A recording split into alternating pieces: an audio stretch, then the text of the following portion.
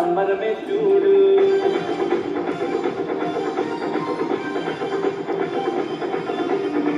కన్యామరియా గర్భమునందు నా ప్రియ యేసు జన్మించినాడు.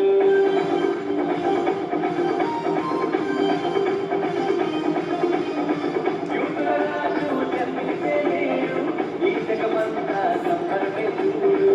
కన్యామరియా గర్భమునందు నా ప్రియ యేసు జన్మించినాడు. బెత్లెహేములో రాజుల రాజు ఉదయించినాడు మన కొరకే నేడు. బెత్లెహేములో రాజుల రాజు ఉదయించినాడు మన కొరకే నేడు. గంతులు వేసి నాట్యమా చూసి ఆనందించదు.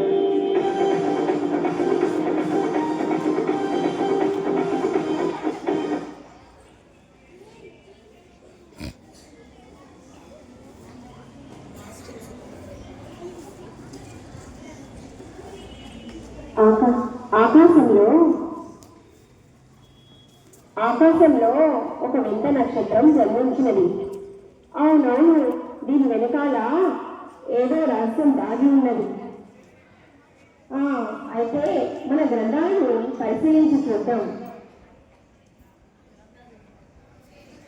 గ్రంథాలను పరిశీలించిన తర్వాత, జ్ఞానులారా, ఈ నక్షత్రం వెనుక దాగి ఉన్న రహస్యం నేను కనుగొన్నాను. మన గ్రంథాలలో ఇలా రావీడు పట్టణంలోని బెత్లెహేములో ఒక రక్షకుడు జన్మిస్తానని, ఆయన ఒక రాజుగా పుడతానని రాయబడి ఉన్నది. అయితే తక్షణం వెళ్ళి ఆ రాజును చూద్దాం పదండి. మన దేశంలో ఉండే శ్రేష్టమైన బహుమతులను కూడా ఆయనకు బహుమతిగా తీసుకువెళ్దాం. నేను బంగారాన్ని తీసుకొస్తాను, నేను గోళమును తీసుకొస్తాను, నేనైతే సాంబ్రాన్ని తీసుకొస్తాను. ఇక మనం బయలుదేరదాం పదండి.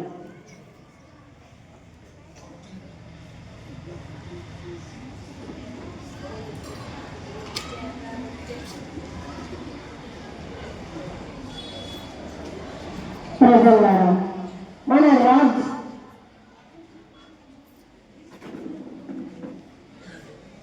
రాజ్యంలోని ప్రజలందరూ క్షేమంగా ఉన్నారా? అవును మహారాజా, ఏ కలవరం బాధ లేకుండా అందరూ క్షేమంగానే ఉన్నారు.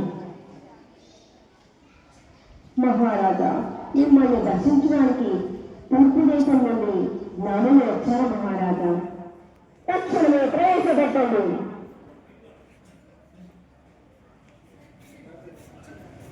రాజుగారికి ప్రణామాలు. మీ ఇంటిలో పుట్టిన రాజును చూడాలని వచ్చాం మహారాజా.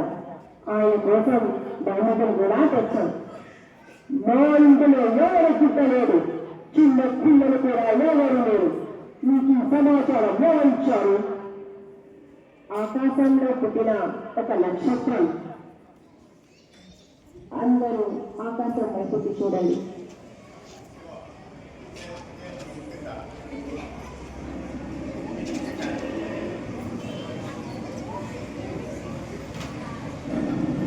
ఆ మహారాజు ఇక్కడే జన్మించారని మా గ్రంథాలలో రాయబడి ఉన్నది. శాస్త్రులారా, పరిశీలనారా, ఈ గ్రంథాలను పరిశీలించి చూడండి. అవును మహారాజా, కన్యక గర్భవతి అయి కుమారుని కనునని రాయబడి ఉన్నది. అంతేకాదు మహారాజా, బెత్లెహేము ఎఫ్రాతా నీవు యూదా ప్రధానులను ఎంత మాత్రము అల్పమైన దానో కాదు. తన ప్రజలను పరిపాలించే అధిపతి నీలో నుండి వచ్చినని వ్రాయబడి ఉన్నది. ఓహో, అయితే నువ్వు వెళ్ళి ఆ శిశువై జాగ్రత్తగా విచారించి తెలుసుకోండి. నేను వచ్చి ఆయన్ని బోధిస్తాను. అలాగే మహారాజా. ఆజ్ఞ మహాప్రభు. ఏంటి కలవరం? రాజుగా నేనుండగా వేరొక రాజు పుట్టడా? అసంభవం. 2 సంవత్సరాల తక్కువ వయసు గల మగ పిల్లలందరినీ సంహరించండి. ఆజ్ఞ మహారాజా.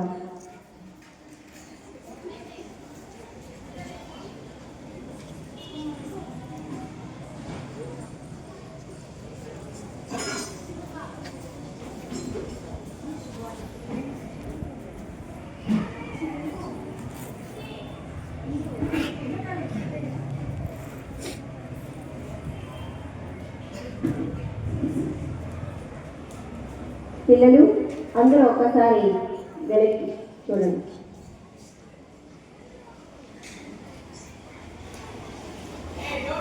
వెనక్కి చూడండి అన్నాను.